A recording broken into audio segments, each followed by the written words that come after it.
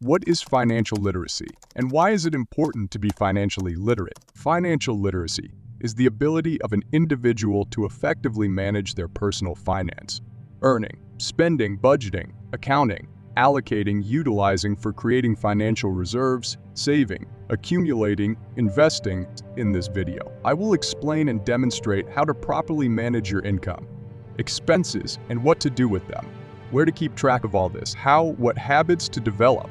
There's a lot of important theory that everyone should know, and in general. Money is a universal equivalent exchange that easily trades for goods and services and establishes their value. This video will be useful to absolutely everyone, from children who have just started receiving pocket money from their parents, to teenagers and young adults with their first earnings, to young and older adults, because everyone without exception makes the same mistake. They use money incorrectly. It's inflation. Very few people understand the significance of this word. Inflation is the rise in the overall level of prices for goods and services. Example, milk used to cost $1, now it's $4, and there are many criteria that influence. However, individual goods can become much more expensive, others may become cheaper, and some things remain unchanged in price, creating such a balance. Inflation affects the economy of a particular country, the world, and the consumer's wallet. The consumer is a key factor in market relations, and to calculate inflation, a consumer basket is taken, a set of products, goods, and services regularly purchased by the average person or family. And this list includes about 500 from bread and underwear to cars and utility bills. And the cost of this basket changes from month to month. For example, in a certain month, you bought everything you need for life for $500, and in the next month, demand increases, which the producer cannot cope with, causing prices for this product to rise, or vice versa. The demand remains the same, but there is a crop failure and a shortage appears. Or the manufacturer produced a lot, but there is no demand.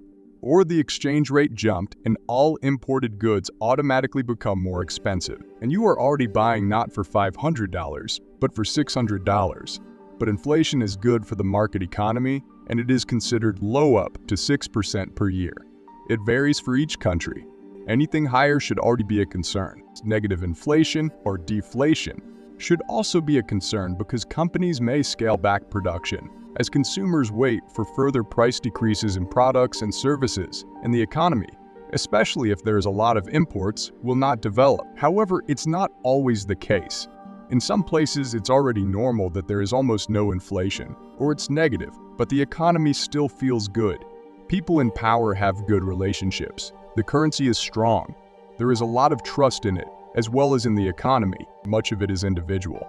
But it's still worth noting that deflation is always a negative phenomenon.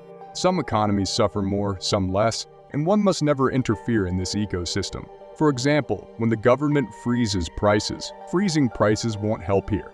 This will create an imbalance between supply and demand, and manufacturers will start making lower quality goods.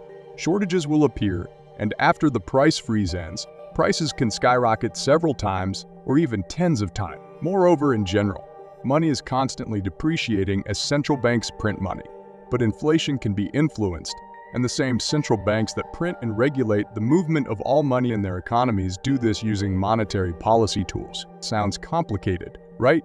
But let's understand this to better understand the structure of the economy, and based on this, approach the economy in your pocket more competent. I will divide the video into 2 parts.